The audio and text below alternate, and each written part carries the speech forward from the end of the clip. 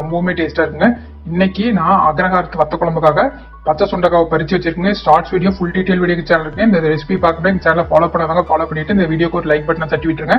இப்போ அந்த பொடி வறுக்கிறதுக்காக கருவேப்பிலை, காஞ்ச மிளகாய், அதுக்கப்புறமா துவரம் பருப்பு ஜாஸ்தி எடுக்கணுங்க. அதுக்கப்புறம் கடலைப்பருப்பு, உளுத்தம்பருப்பு, வெந்தயம், அதுக்கப்புறம் எள்ளு, மல்லி, கொஞ்சமா கடுகு, இது எல்லாமே நல்லா சேர்த்து வறுத்து எடுத்துக்கலாங்க. எள்ளும் கடுகும் கண்டிப்பா மஸ்ட்.